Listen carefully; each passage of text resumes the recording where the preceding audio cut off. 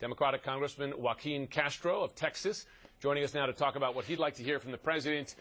Representative Castro, it's great to have you on. You, of course, have endorsed Hillary Clinton for president. You look at these two polls, these are not good numbers this close to those races in New Hampshire and Iowa. What's your read?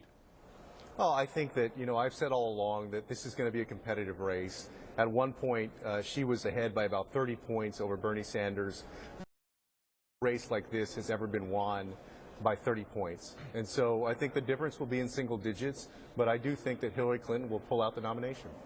Sanders got some surprising help today in an interview with Joe Biden with our own Gloria Borger, and he took a bit of a stab, a not-so-veiled stab, it seemed, to Hillary Clinton, saying that Clinton was, in fact, late to the game on income disparity in the country and bucked up, in a way, Sanders. What do you think he intended? Do you think the vice president intended to take a stab at the Democratic frontrunner, or who was the Democratic frontrunner? I don't think so. I think they've been long-time working partners for years. I know that the vice president, I'm sure, respects Hillary Clinton's work when she was in the Senate and as Secretary of State, and also somebody who, even in her private life, before she was in politics, was somebody who stood up for workers, for children, for people who fell to domestic violence, somebody who was really a champion of the people. That's who Hillary Clinton is.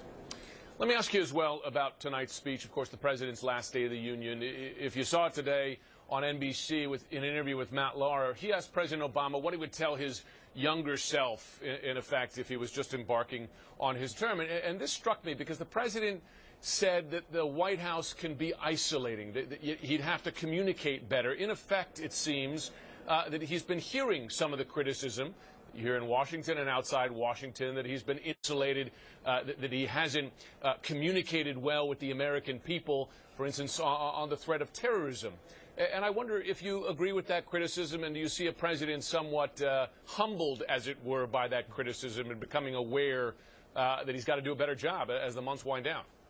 Yeah, well, listen, I'm not going to disagree with a president who's going through a self-analysis after 7 years in office.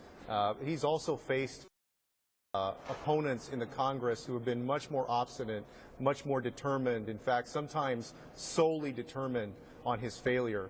So he's had a tough road here, and really is a president who brought the country back from the brink of a Great Depression and disaster. So he's got a legacy that he can really celebrate tonight.